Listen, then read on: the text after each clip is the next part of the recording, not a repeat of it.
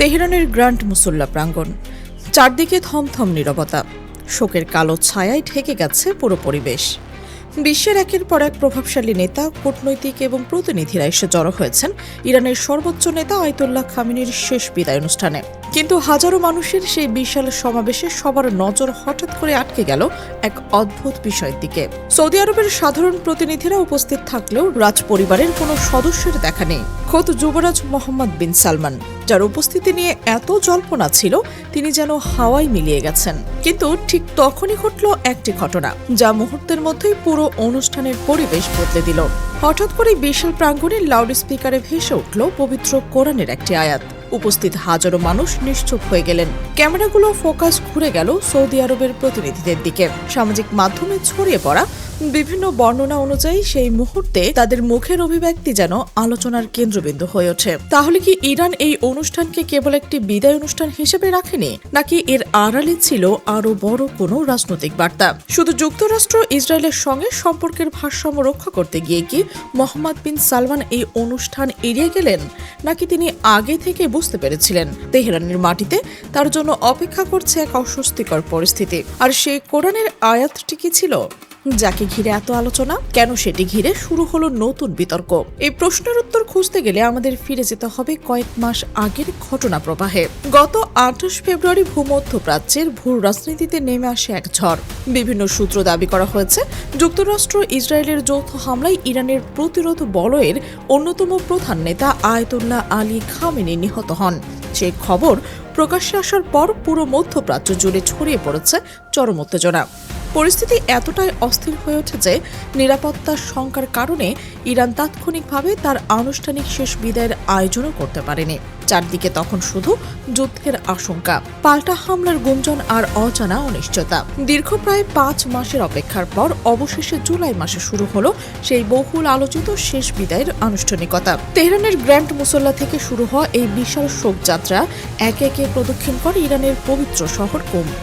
এরপর সীমানা পেরিয়ে ইরাকের নাজাফ ও কারবালার পবিত্র মাটিতে নিয়ে যাওয়া হয় তার কফিন। সবশেষ 9 জুলাই ইরানের মাসাদ শহরে তাকে চিরনিদ্রায় শয়িত করার এক বিশাল রোডম্যাপ তৈরি করা হয়। এত বড় আয়োজনে পুরো বিশ্ব এক নজর যখন তেহরানের দিকে তাকিয়ে, ঠিক তখনই ঘটে গেল এক অভাবনীয় ঘটনা।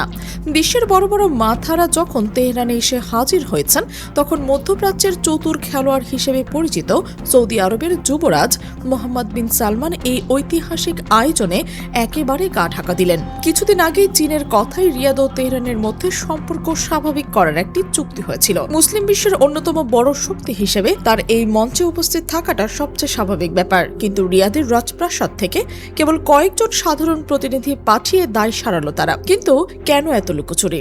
আসল সত্যটা হলো, যেদি ইরানের মাটিতে পা রাখলেই যে তাকে এক চরম ফাঁদে পড়তে হবে, সেটা খুব ভালো করে জানেন বিন সালমান।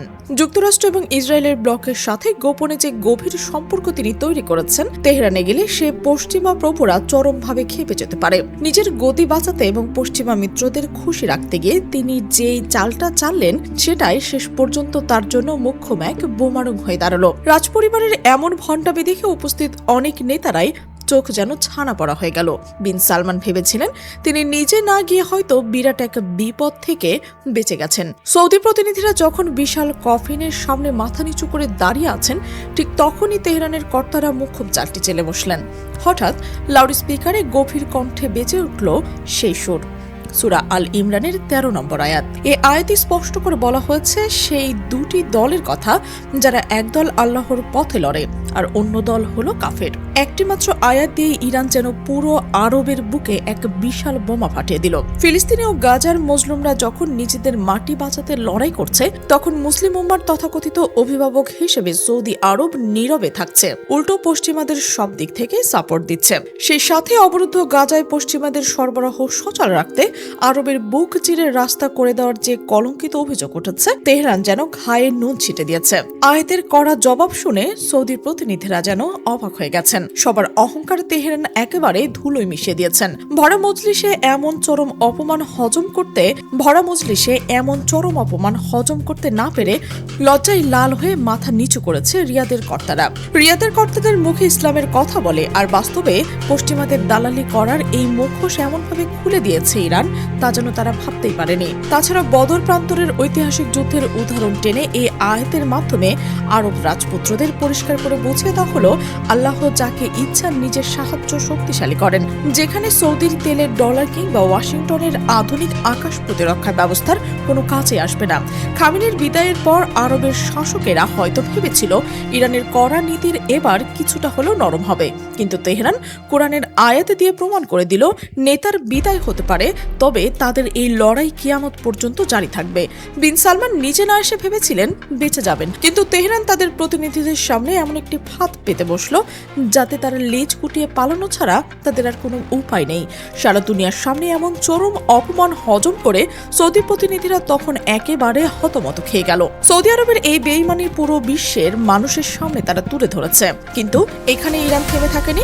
তাদের নিশানা থেকে বাদ চায়নি তুরস্ক, অর্থাৎ তুরস্কের প্রতিনিধিরাও একইভাবে ঘাম ছুটিয়ে দিয়েছে তারা। ফিলিস্তিন ইস্যুতে তুর্কি প্রেসিডেন্ট রিসেপ তাইপ এরদোয়ান ফিলিস্তিনিদের পক্ষে গলা ফাটিয়ে বক্তৃতা দিলেও ইসরায়েলের সাথে তুরস্কের পেছনের দরজায় বাণিজ্যিক বিস্তার সমালোচনা করেছে। মুখে বড় বড় বুড়ি আউড়িয়ে যারা আর্মে প্রাসাদে বসে আছে, তারা যারা ময়দানে বুক চিতিয়ে লড়েছে, তাদের পার্থক্যটা আঙুল দিয়ে বুঝিয়ে দিয়েছে তেহরান। এমন শক্ত আঘাত পেয়ে তুরস্কের প্রতিনিধিরাও রীতিমতো মাথায় হাত দিয়েছে। বোকা বনে যাওয়া তুর্কির প্রতিনিধিরা যখন আশেপাশে তাকানো ছাড়া আর কোনো পথ খুঁজে পাচ্ছিল না, বড় বড় কথা বলে ফিলিস্তিনি মানুষের মন জয় করার যে চালাকি তুরস্ক করে এসেছে, এই এক আয়তে যেন পুরো 12টা বাজিয়ে দিয়েছে তেহরান। তুরস্কের এই ভণ্ডামের মুখোশ খুলে দেওয়ার পর পুরো পরিবেশ যখন থমথমে, ঠিক তখনই বাংলাদেশের জন্য পঠিত আয়াতটি এক অন্যরকম আবেগ ঘন পরিবেশ তৈরি করেছে। তুরস্ক আর সৌদি আরবের বেলায় সেখানে ছিল কড়া জবাব, যেখানে বাংলাদেশের বেলায় ছিল এক গভীর ভালোবাসার ছোঁয়া। মূলত ইরান প্রতিটি দেশের আসল অবস্থার সাথে মিল রেখে তারা আয়াত বাছাই করেছে। বাংলাদেশের সাম্প্রতিক জুলাই বিপ্লবের সেই বীর শহীদদের আত্মত্যাগের কথা স্মরণ করিয়ে দিয়ে তেহরান স্পিকারে ভেসে তুলেছে সূরা আল ইমরানের 169 এবং 170 নম্বর আয়াত। যারা আল্লাহর পথে প্রাণ বিলিয়ে দেয় তাদের কখনোই মৃত মনে করতে নিষেধ করা হয়েছে এই আয়াতে। এমন চমকে দেওয়ার মতো বার্তা উপস্থিত অনেকেই যেন প্রবল আবেগে ভাসিয়ে দেন জালিমদের বিরুদ্ধে মজলুমের পক্ষে দাঁড়ানোর এই স্বীকৃতি। যারা নিজেদের জীবন দিয়ে দেশের স্বাধীনতার জন্য কাজ করে, যারা নিজেদের জীবন দিয়ে দেশ স্বাধীন করেছে, তাদের এই ত্যাগের কথা পুরো বিশ্বের সামনে, যারা নিজের জীবন দিয়ে দেশকে স্বাধীন করেছে, তাদের এই ত্যাগের কথা পুরো বিশ্বের সামনে যেন নতুন করে স্মরণ করিয়ে দিল তেহরান। জালিমের পতন ঘটাতে যে চরম সাহস বাংলাদেশের মানুষ দেখিয়েছে, তার প্রতিটি বিশ্বাস সম্মান প্রদর্শন সত্যি তো অভাবনীয় ঘটনা। আর এই আয়াত শুনে সেখানে উপস্থিত অনেকেই চোখের পানি ধরে রাখতে পারেনি। পাশাপাশি প্রতিবেশী দেশ ভারতের প্রতিনিধিদের জন্য ছিল এক বিশাল বার্তা। তাদের সামনে সূরা আল ইমরানের 173 নম্বর আয়াত তেলাওয়াত করা হয়েছে। সেখানে বলা হয়েছে, চতুর্দিকে নেতিবাচক পরিবেশ আর ষড়যন্ত্রের মাঝেও যারা ঈমানকে দৃঢ় রাখে, আল্লাহ তাআলাকে যথেষ্ট মনে করে, তাদের কেউ টলাতে পারে না। এই আয়াত যেন বর্তমান দুনিয়ার এক কঠিন বাস্তবতার প্রতিচ্ছবি। ভারত সবসময় নিজেদের বিশাল শক্তি বড়াই করে থাকে, কিন্তু এই আয়াতের মাধ্যমে তাদের বুঝিয়ে দেওয়া হয়েছে দুনিয়ার সব শক্তি একদিকে থাকলেও মহান আল্লাহ তাআলার কাছে মহান আল্লাহ তাআলা আছেন, তাকে কেউ কখনো কোনোদিন হারাতে পারবেন না। আয়াতুল্লাহ খামেনির এই বিদায়ের আনুষ্ঠানিকতাকে ইরান কেবল একটি শোকের ফ্রেমে আটকে রাখেনি। কোনো প্রকাশ্য হুমকি না দিয়ে কেবল পবিত্র কোরআনের সবটি আয়াত দিয়ে তারা এক একটি দেশের আসল রূপ পুরো দুনিয়ার সামনে তুলে ধরেছেন। যুক্তরাষ্ট্র আর মিত্রদের মন রাখতে গিয়ে চতুর খেলোয়াড় বিন সালমান নিজেকে কতটা বুদ্ধিমান ভেবেছিলেন, তেহরানের এই নাছোড়বান্দা বুদ্ধির সামনে তা নিমিষেই ধুলোয় মিশে গেছে। মুসলিম বিশ্বের অভিভাবক সাজার যে নাটক তারা বছরের পর বছর ধরে করে আসছে, খামেনির কফিনের সামনে দাঁড়িয়ে সেসব নাটকের সবচেয়ে করুণ সমাপ্তি সেসব নাটকের সবচেয়ে করুণ সমাপ্তি দেখল গোটা বিশ্ব।